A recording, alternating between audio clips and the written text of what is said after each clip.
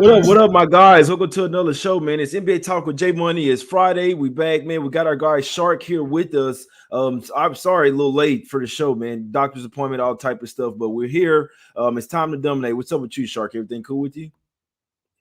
Yes, sir. Taking a breath. 11:47 a.m. Eastern. Of course, Jay, getting back from the doctor. Health and wellness stands above all data prognostication and gambling. We hope everybody's having a beautiful free Friday.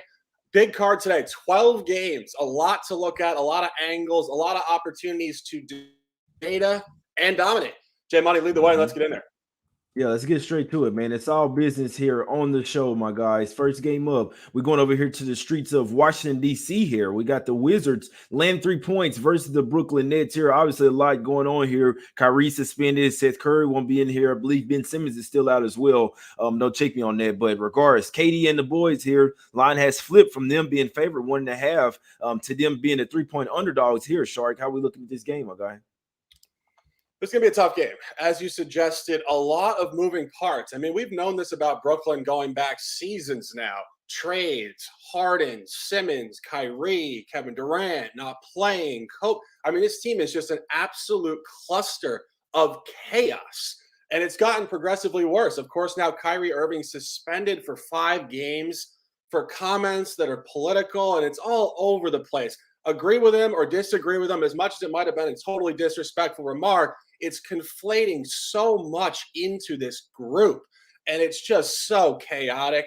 And when you try to cap this could go one of two ways. The team could find some sort of energy and anger to compete without Kyrie, who unfortunately has been a distraction for most of his duration with this team, or they could just be completely deflated. Honestly, I would lean more towards inspiration, because when you take a player out of the lineup that has caused distraction, usually the team rallies around each other. And of course, also having Steve Nash removed, who was clearly a facilitator of a lack of discipline within this group. You go back to the last couple of meetings between these groups in DC, I think you're going to be on a really tight line here. Last year, the last 2 games were 1-point finishes. Brooklyn 119 to 118. And Washington 113 to 112. The games played at Barclays had more separation, but for whatever reason, when these teams do play in DC, it's right there on the number 1 bucket. And as you mentioned, a lot of steam coming across. This game is really hard to figure out. Free play, I would lean Brooklyn, but absolutely nothing official here. Yeah, no, I'm right there with you on that. Sorry, it's a tough game for me, but you make some good points, right? Will it be addition by subtraction? Not having them out there, that definitely happens sometimes, my guys. So, in this one, I wouldn't be surprised if the Nets look good in this one, but I'd love to at least have Seth Curry out there. I believe, like I say, Ben Simmons still out as well with that knee injury. Be nice to at least get Curry back out there, because they're really, it's really tough, like with the ball distribution out there, my guys. So, it's a tough game for me. It's not something I'm not in a hurry to back this Wizards team. They are coming off of a big win over there versus the Sixers. Porzingis is playing well. He's somewhat trying to grow into a man here now. So Bill did get a little banged up in that game. I think that's something to keep an eye on. But I know this is one where a lot of people just going to see Kyrie's out and they're going to take Wizards easy. Me personally, I don't think it's necessary that easy, my guys. Like Shark said, what if the Nets find some here? It's like, okay, Kyrie's out. We need a win. We need to stack up wins. They still have a nice little roster over there. The Wizards bench isn't super strong, my guys. So it's a toss-up type of game. We'll probably lean Nets there. Let's go over here to the streets of Indiana, Shark. We got the Heat land 3.5/4 points on the road here, total of 227. Can we back the Heat here on the road, or the Pacers? They got some young guns over there. Halliburton, Benedict Mathurin, Miles Turner trying to play for a contract. How are we looking at this one, my guy? Tough game here, a couple leans, and of course, as there are 12 games, I do look at all the totals and all the quarters and halves. So we're looking at close to 75 to 100 different angles here. And of course, we know guys in the prop market as well. And this is why NBA basketball is a gigantic project. When you're looking at this game, you do find Indiana coming in here in an interesting spot. And I would suggest more of a fade spot than a buy spot. The team's coming in here off a 5-game road trip. This is home game 1, which we talk about all the time. It is a dead zone spot, and it's particularly even more of a dead zone spot. This team hasn't played since Monday night in Brooklyn on Halloween. They've had, I guess, 3 full nights off, but this is a big calendar gap. October 31st, off all week. And now they play home stand game 1 against Miami here on November 4th, Friday. You go back to the only real reasonable corollary spot for this game. It was the opener of the season on Wednesday, October 19th against Washington. If you're going to use that as a reference point to how they're going to come out off not playing ball for a while prior, they did come out with a very lackluster first quarter and first half. They made a bit of a push. They didn't cover. Last year between Miami and Indiana, there was not a lot of line transparency whatsoever. The biggest trend standout point from a line perspective, the favorite was 0-3 ATS. So I think the favorite should increase in its efficiency in this matchup. The line is strong for Miami. The dynamic is strong. And the fade point now also catching Indiana, who's 3-0 ATS last 3 after a backdoor hook cover against Brooklyn on Monday night, 116-109. Significant lean to Miami in this game, Jack. Yeah, that's a good point there. Kind of question what this line is coming down. It opened up at 4.5 and it's coming down to 3.5. So the Indiana Pacers, my guys, catching some steam here. Obviously the Heat have kind of started out lackluster. They are the much deeper team as well, and they are the much better better defensive team as well. I believe maybe it was the question if Bam Adebayo was going to play or not. Maybe that's why the spread was coming down, but I believe that he did practice this morning. So be interested to see. Keep an eye on Adebayo over there. I do believe they have Deadman coming off the bench over there, but you don't really have to worry about the center play going up against the Pacers over there. They don't really have a ton of size. Even with Turner back in there, he's not looking the greatest either over there. So I'm with you, Sharp. Wouldn't be surprised if the Heat cleaned him up in this one. They need to stack up wins, like I said, after starting out so lackluster. Obviously the much deeper team as well. Maybe see if Adebayo is in there. Couldn't talk you off Heat and that one, Sharp. Now, let's get over here to this one. My guy liking to play. We're going to the streets of Philadelphia here. Not the Phillies, the 76ers, though. They're laying 3.5 points here. It looks like Embiid did go through shoot-around, so maybe if he's ruled in here, maybe he could even get a better line number here, Shark. But Knicks coming off, 3 straight losses in this one. They were up 24 points in that game, man, and ended up losing by double digits. You never see things like this, but what are we doing? Can the Knicks bounce back in this one, Shark? Well, I certainly hope so. And people have been very clear to tell me that my record betting the Knicks is not very good. And I would agree with you guys. This is my squad. Sometimes I just can't figure them out. But, when you look at what's going on with this team, it's hard to figure out a team that is blowing 23-point leads and losing games by double digits. I mean, the reversal in these games is really not professional basketball. It's more so what you would see in college basketball with younger kids who have more emotional volatility, get real hot for 10 minutes, then all of a sudden just blow the game. And excuse me, I was eating eggs before. So great stuff there. But a suddenly not so casual Free Friday is engaged. The buy hat is engaged. And what we're looking at here is just a great buy on the Knicks. We're staying the course of action. The Knicks so far on the road this year are 0-3 straight up. They're 1-2 ATS. They're 0-2 ATS at Eastern Conference opponents. But I think a key point here is both of those were at the Central. The Central does not take on the same rivalry component that Knicks 76ers does. And if you start to look at the line last year, the line functionality in this matchup is incredibly clean. First matchup last year, Knicks at home did lay 1 point.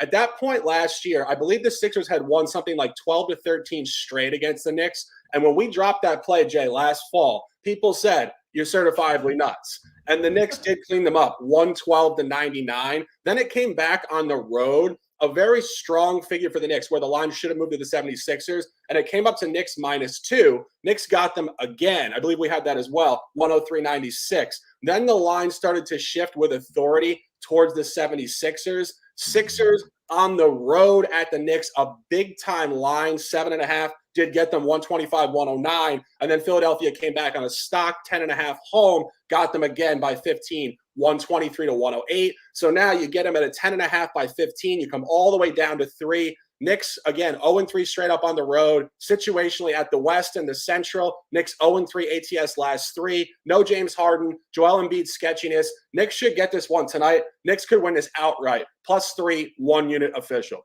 Yeah, Knicks should win this one outright. They will win this one, man. We got to start speaking positively speaking positivity into these spots, man, bringing the energy as well. I think it translates into the games, my guy. I'm right there with you in this one, Shark.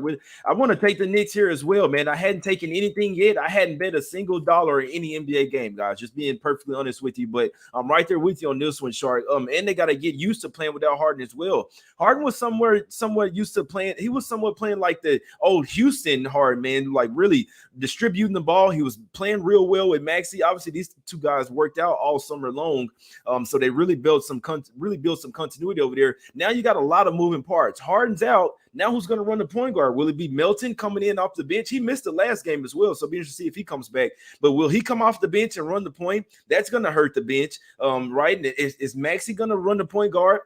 He's been playing a lot better off the ball. So this is one of those kind of growing processes where they're going to have to get used to playing without Harden. They were already kind of getting used to playing without Embiid. He may come back. It's a lot going on here. Could definitely see the Knicks winning this one outright, Shark, my God. Definitely think you're on the right track with this one. Knicks plus a 3.5. Couldn't talk a single person off, my guys. Let's cash it. Now, my guys, let's go over here to the streets of Detroit here. We got the Pistons getting 6 points on the road here. Obviously, the Cavs are absolutely smoking hot, Shark. 5-6 straight games, covered 6 straight as well, coming off an overtime game versus the Celtics, a couple of overtime games versus the Celtics, 2 out of 3 games. Now they go on the road here, absolute uninspiring spot, but they're the type of basketball that they're playing right now. It's really tough to step in front of them. I must say, Garland and Mitchell questionable in this one. What are we doing here, my guys?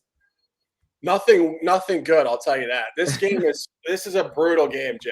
No angle in this game whatsoever. You go back to last year, the most standout point was Detroit was 2-0 ATS at home against Cleveland. But of course, Cleveland now, Donovan Mitchell, obviously integrating Garland coming off the injured list, a bunch of stuff going on here. And this is a trap spot for Cleveland. Cleveland is coming off a 6-game winning streak, Friday night game against the Eastern Conference, and then they go out west for, I believe, 5 games, LA, Sacramento, Golden State. So a 4-pack in California.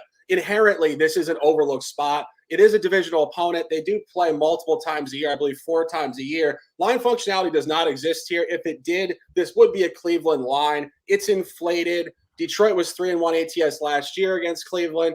You want to fade Cleveland here. I mentioned this the other day when Milwaukee was really hot. They have to come down.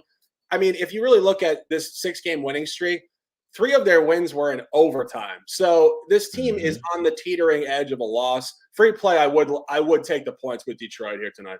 Yeah, that's a good point. Yeah, no, I would like to lean to Detroit as well. And obviously, this is one you kind of have to bet which player is going to be in, right, or in or out in this one. Because obviously, if Garland and I feel like either one of them out in this one, obviously the line is going to move. It's already moved. I believe this one opened up at 7, and it's already down to 6. You know what I'm saying? With juice there for the Pistons there. So, like you said, somewhat of an uninspiring spot after you're going up against the top tier teams, and now you head out on the road here. I could definitely see the Pistons being scrappy here. Only thing I worry about personally as far as the matchup is them down low. Obviously, Mobley and Allen, it's really tough to get any buckets in the paint from them. So you have to be a really good 3-point shooting teams versus the Cavs. And the Pistons just not necessarily the greatest 3-point shooting team. But obviously, I mean, if Garland or Mitchell out, that's definitely going to hurt their offensive flow. So they'll have the defensive edge, but they'll be tough to have their offensive flow. So I think Mitchell out would be a little bit bigger since the team has gotten a lot used to playing with him, right, Shark?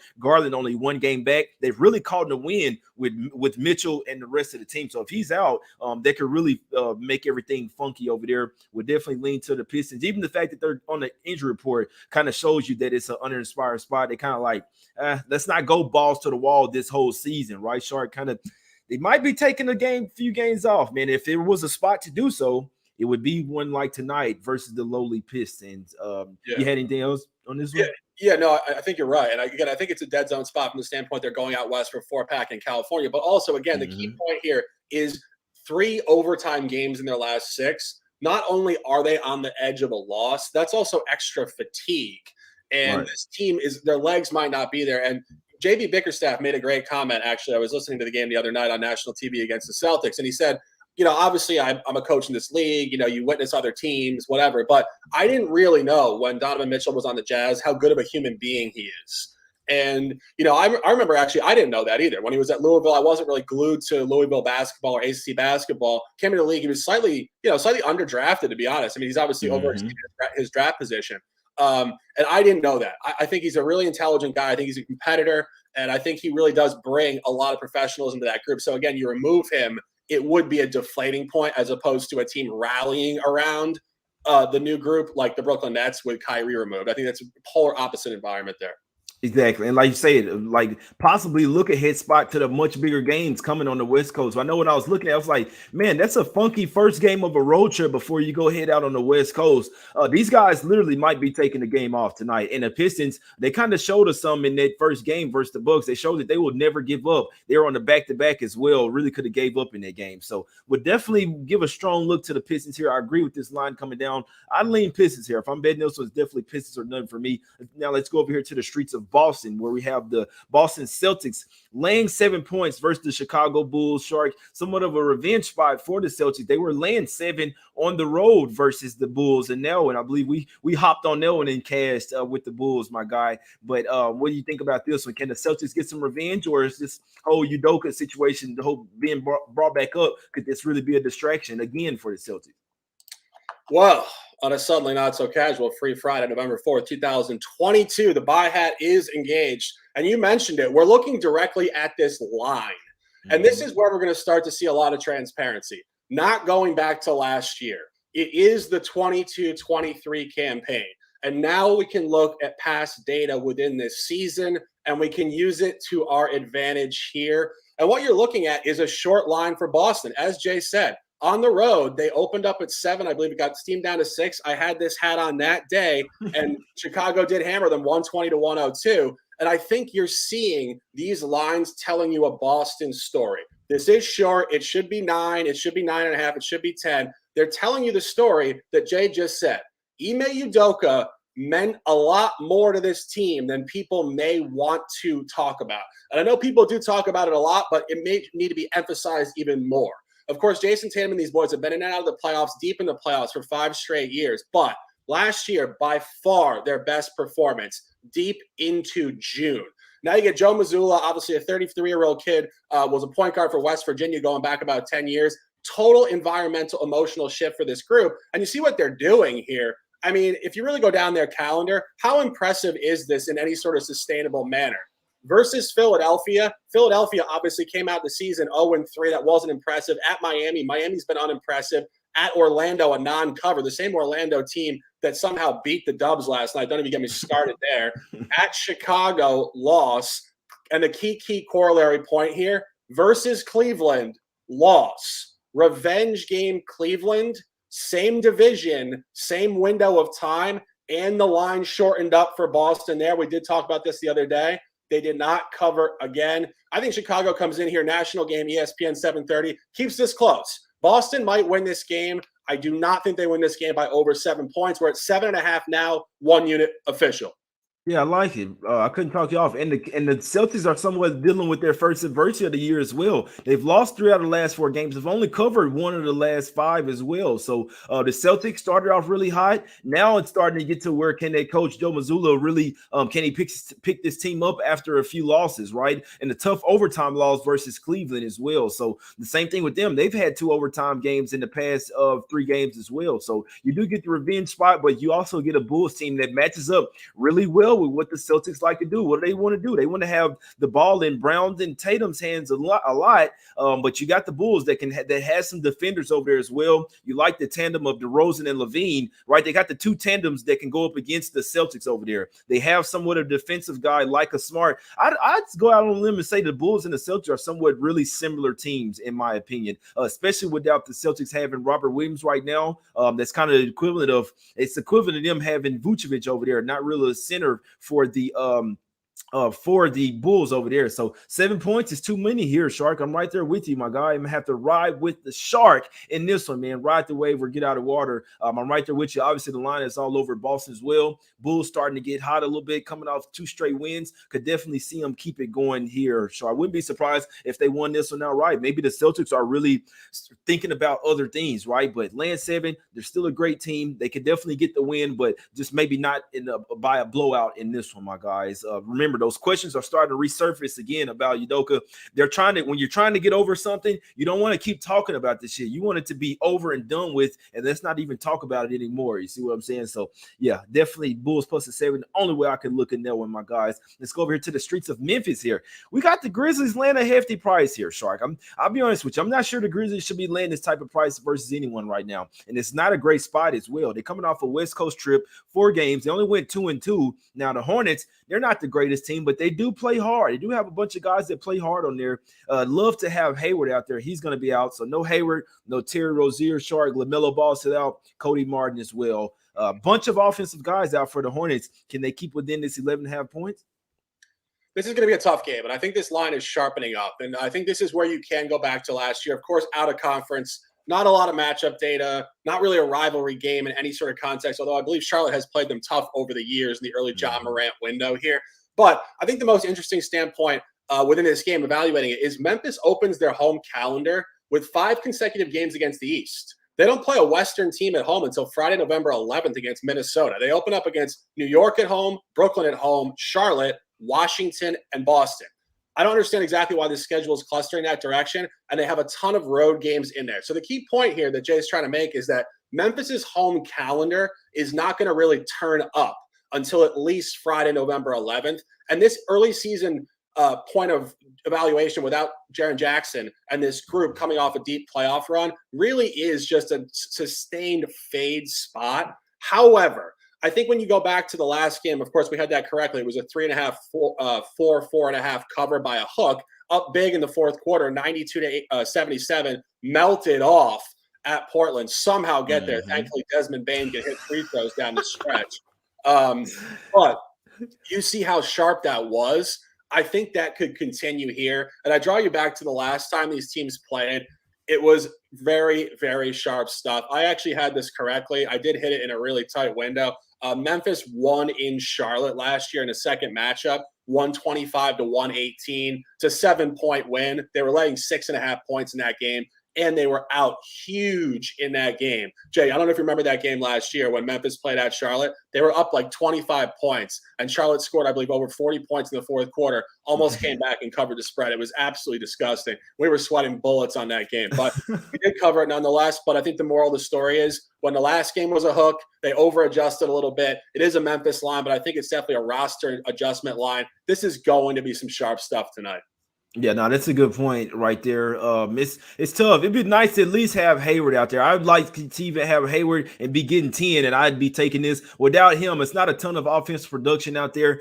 Dennis Smith Jr., though, is playing nice. You got Oubre is hitting some threes. I just worry about the bench over there. I like Nick Richards, but not a big fan of Book Knight whatsoever, maybe Theo Maledon. So, but I'll be honest with you. I'm not there to lay 11.5 with the Grizzlies like this is last year's Grizzlies or some guys. This is not last year's Grizzlies.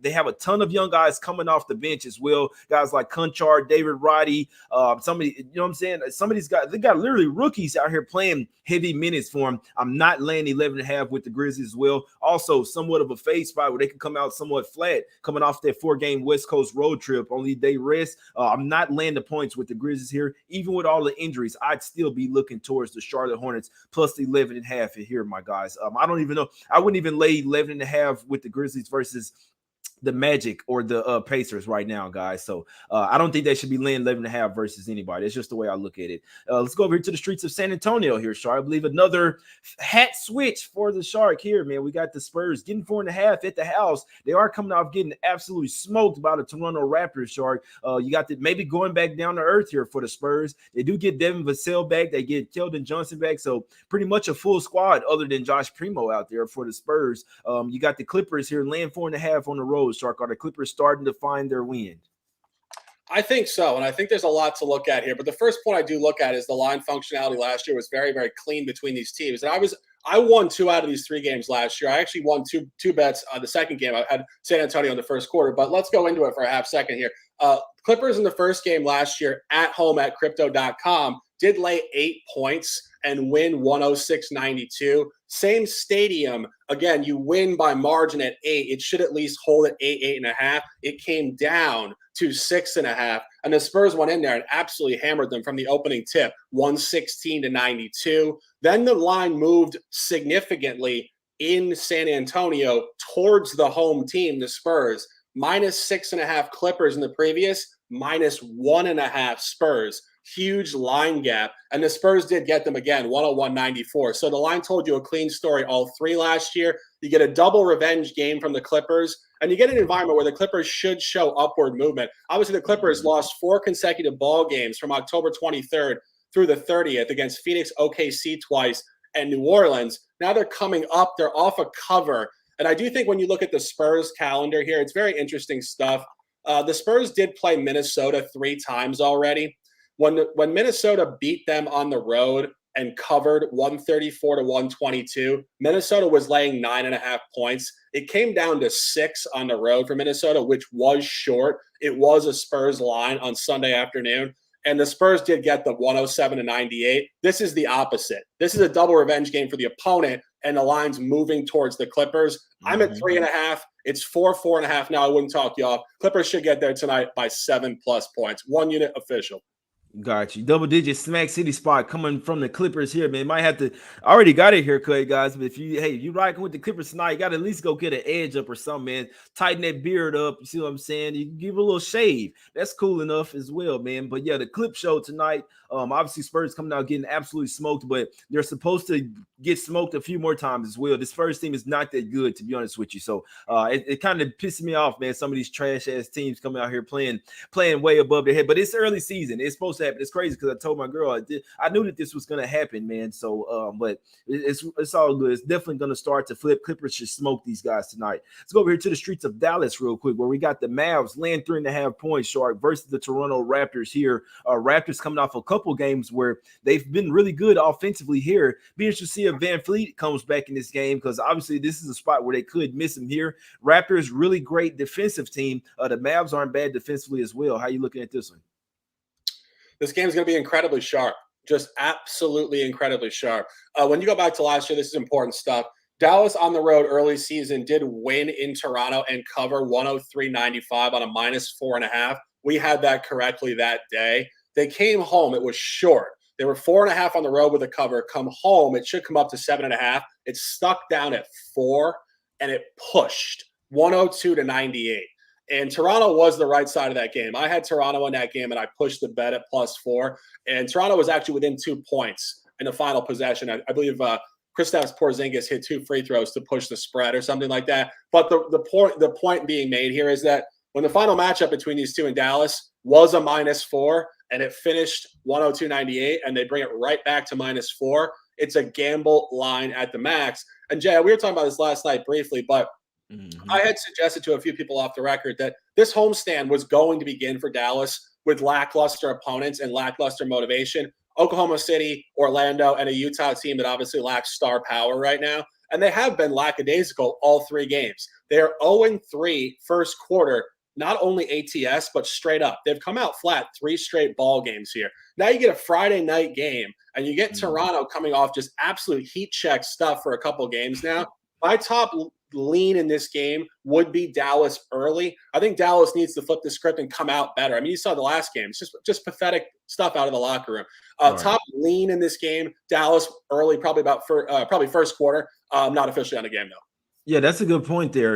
Obviously it needs to flip, and Shark, to make it even better, this is the 4th straight home game. So same gym, same goals. Now they might put up 130 some points. I mean, it'd be tough to do it up against the Raptors, but I always talk about this, man. When you get to the 3rd and 4th straight home game, that's when you want to buy a team. They're comfortable at the house. I mean, maybe not. You got to watch it. Certain teams are different, but the type of team like the Mavs, they're at the house. They're getting comfortable in their own gym, not comfortable at home, but in their home gym, my guys. So I could definitely see the Mavs hitting their shots in this one, coming out a lot better, much more motivated spot as well. You're not going up against a bottom feeder here. You're going up against a team that's put up 139 and 143. So I'm sure that they're going to at least try to come out here with some defense. Jason Kidd know his team has not been playing well. That's a good look there, Shark. Looking at the Mavs in the first quarter there, I could definitely see it getting there. And when the Raptors regression comes, it's going to come hard, my guys. So this isn't the Spurs defense that they're going up against. You're going up against some defenders in this one, man. So yeah, Mavs, I could see them early and often. Could not talk you off, my guy.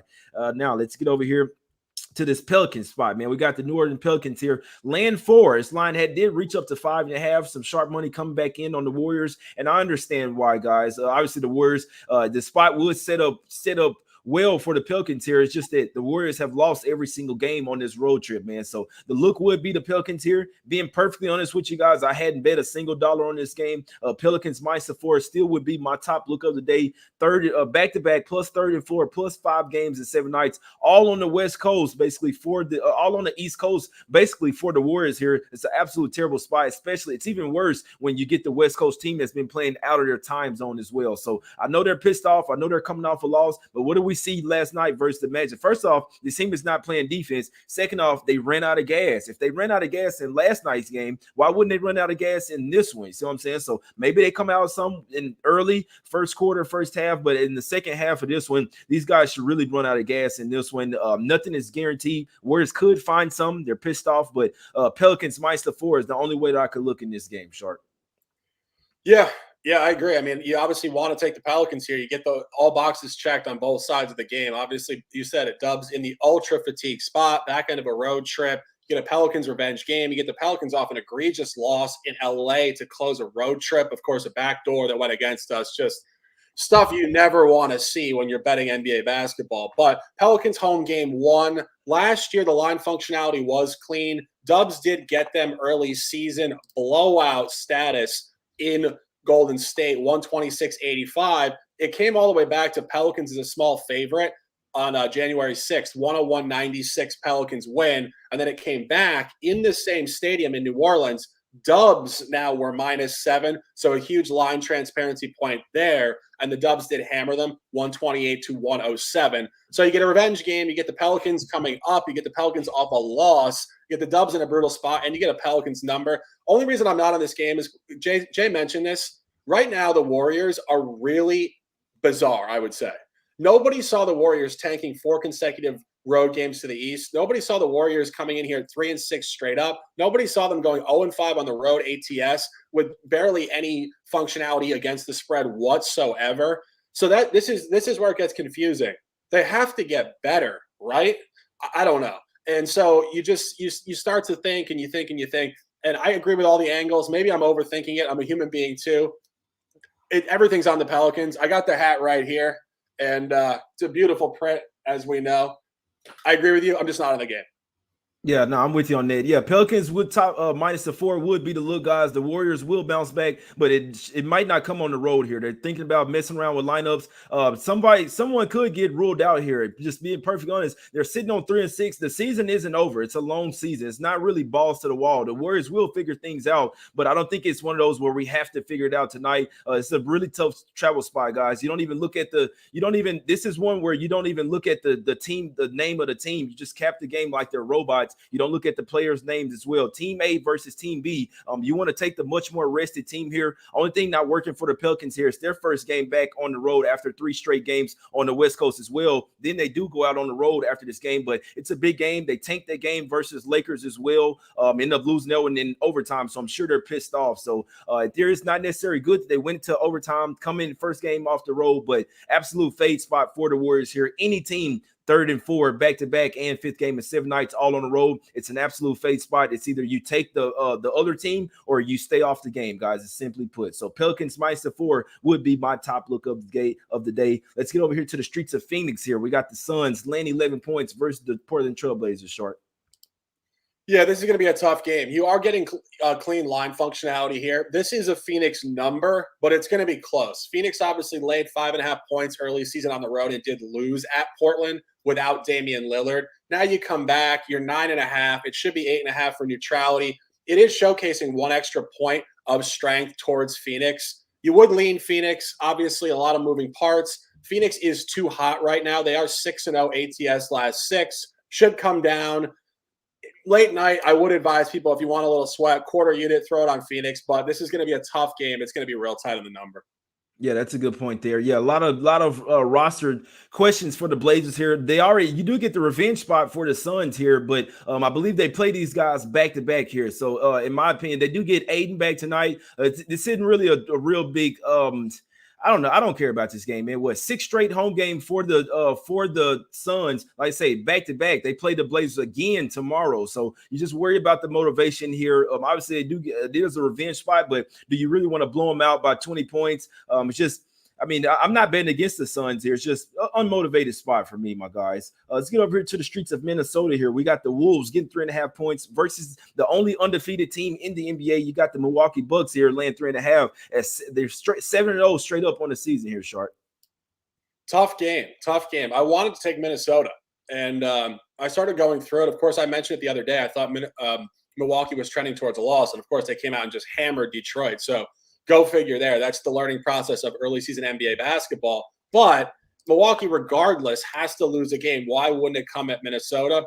Counterpoints do exist. The line is on Milwaukee here. Milwaukee did lose the last ball game last year in Minnesota, 138-119, when Minnesota really turned the corner at home as an absolute juggernaut. And flipping the switch to this year, I don't know if they're an absolute juggernaut yet. I think they really are going through some growing pains with Rudy Gobert. And I think that's why you see Milwaukee favored on the road here. This line is showing strength towards Milwaukee. I think this is going to be really tight. But again, going through this calendar so far for Minnesota, it's been purely lackluster. Losses to Utah, San Antonio again, a non-cover at Phoenix in their last game. Home game one, their only other home game one off a road trip. They did lose to San Antonio. This is their first game against the East all year. So we're data deficient there in terms of out-of-conference games. A lot of moving parts. Line is on Milwaukee. You want to fade Milwaukee, and question marks exist right now with Minnesota. Yeah, no, that's a good point there. Yeah, you know what I actually like to see? It's crazy because Gobert is questionable here. Anthony Edwards question as well.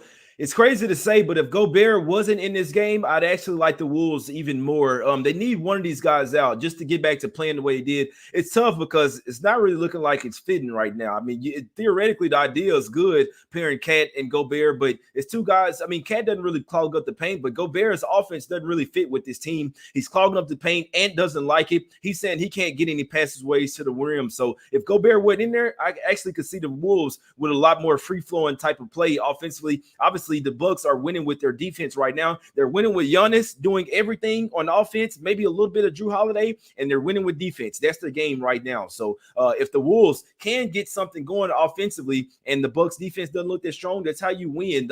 The Wolves have a potent offense. You just got to get back to playing how they were last year. I would lean Wolves here plus the 3.5 at the house. I believe this number is somewhat short based on the fact how the Bucks have been playing so far this year, my guys. So it looks pretty fishy that this Bucks laying 3.5 in this spot. Part of it also is because of the question marks for the Wolves here.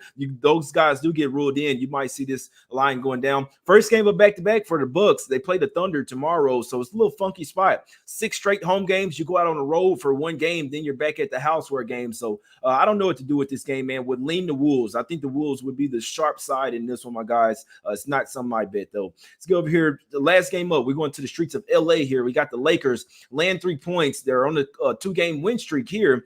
So can they make it 3 in a row, Shark? I know winning is contagious. They're playing hard right now, but the Jazz are another team that's playing hard and can give them some matchups.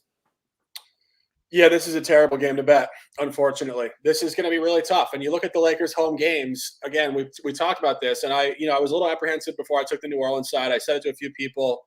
It should have pushed at 111, 108. But again, snapshot to that is not that it should have pushed based on our bet and our annoyance. It's the fact these lines are damn sharp for the Lakers at home. And you go back to the home opener. We had the Clippers minus 5.5, and we did cover that. We covered it by a hook with 2 late free throws. Advantageous stuff for us, 103.97. They came back against Portland, real tight stuff. Denver, they did get. This is going to be real tight on the number. Of course, they are showing momentum. Lakers should continue to get better. Obviously, they were 0-5, so they should continue to win games until they're right around 500. Utah's been too hot. Utah doesn't score the basketball very much on the road. I could see more of an under here. Lakers obviously pace. There's a lot of counter narratives here. Moral of the story, it's just a very tough game to cap. You might be onto something with that under there. 228 is too high for these two teams. The Jazz play defense as well, man. They're gonna play some defense as well. They do try to push the pace. Lakers try to push the pace as well, off of a miss or whatever. But this Lakers team is playing really good defense. The Pelicans really struggled to score versus them. I know that they were missing Ingram, but they were really locking down. Every game that I've watched so far for the Lakers, no matter how the offense looked, they're buying into him playing defense, man. So their half court defense is absolute crazy. It's the third straight game at the house. They're gonna lose the next game, most likely versus the Cavs. I'm sure they're gonna want to go in there and beat LeBron, but I think the Lakers win this game. You said it. Jazz been way too hot. They're due to come down. They've covered 3 straight. They showed us something versus the Mavs as well. But just as they showed us how good they can be, they also showed us their floor as well. Getting up by 14, the Mavs erased their deficit in a few minutes. You see what I'm saying? So if you overlook the Jazz, they can smack you. But if you come to play your game, you can smack them. So I lean Lakers here, and I lean the under. The expert total bettors have bid this one up from 225.5 to 228, so don't listen to me on the total. But really, two really good underrated defensive teams. We know the Lakers are top 5 defensively, top 3 defensively. The Jazz aren't too far off, my guys. So both teams can play some defense. Jazz games this year, 5 out of their last 6 have went under, my guys. So the Jazz, maybe the books are somewhat sleeping on these two teams. I'd be on the under, and I'd be looking towards the Lakers in this one. Shark, real quick, my guys. Let's talk about some shirts here, man. We got $10 off shirts. Use promo code WIN10. You can get the Jay and Shark shirt for $15, my guys. We come on here every single day giving out free picks for about 3 years now, man. Show some support. Get a shirt. Only $15, and you get a free pair of J Money approved glasses as well. The buy shade. You see what I'm saying? Also have Smack City shirts, Us Against the Bookies, and Let's Get Some Cash as well. All shirts, $10 off, and you get a free pair of shades, man, coming right to your front door. Hit myself up, hit Shark up, or you can go to jmoneyismoney.com, use promo code WIN10, or just DM me, my guys. We'll take care of you. Now, let's get to some free picks, Shark. What you liking on tonight's card, my brother? Beautiful Friday afternoon here. I got my brother, Old Man Who Bets, coming over. It's going to be a great weekend. 3 top plays, 9 words of lifestyle. Ride the wave or get out of the water. Buy a hat engaged in San Antonio, 3.5, 4.5 now. Wouldn't talk you off. New York Knicks on the road. 2x revenge. 0-3 ATS last 3. Stand the hell up, +3 1 unit. And Chicago Bulls continuing upward movement on these short lines for Boston. Boston, a lot of moving parts. New coach, new environment, a lot of confusion. Chicago, a good early season competitive team. ATS +7.5, 1 unit. J Money, a pleasure as always. Close them out and let's dominate. Yes, sir. I like all the spots, man. I like them. I know I had posted Pelicans -4 on Twitter, guys. I'll throw a little something on it with it just so you guys don't think I'm just like deviating you or whatever. But I hadn't bet anything, guys. I don't have to bet. See what I'm saying? I'm in a bit of a funk right now. A lot of shit going on. I just like to keep it real with you guys. I don't like losing my money. You see what I'm saying? But Pelicans would be the top spot. Obviously, the Warriors could find something, but I don't think it'll be here. Me personally, not on a back-to-back spot, 3rd and 4th, 5th game in 7 nights when your energy is at the lowest. So I think they really get pissed off. Most of the teams down at the house. This is just a horrible spot for them, especially versus the Pelicans team that plays really good defense. I think it's going to be tough to score for the Warriors. And also defense takes energy. So if they were to obviously, for them to get back to their winning ways, they're going to have to play championship defense. I don't see that coming in their worst travel spot of the year, my guys. So Pelicans -4 would be the top look of the day. Still like it at 4.5. I'd still lean Knicks. Would lean Pistons, Bulls with my guy Shark, Hornets as well, Clippers, Mavs first quarter. Like Pelicans -4.5, and then the Timberwolves and Lakers, my guys. Those will be the top lanes of the day. It's a nice Friday. There's some good looks on the cards, man. I hope you guys go undefeated. Let's take those bookies to Smack City. Why? Because it's us against the bookies, my guys. You're not competing up against us. You're competing against the person that you're betting your money with. You see what I'm saying? It's all love, man. We love to do it for you guys. Hit the like button, subscribe. Go get a shirt as well. Show some support. We out, my guys. Back tomorrow. We will win.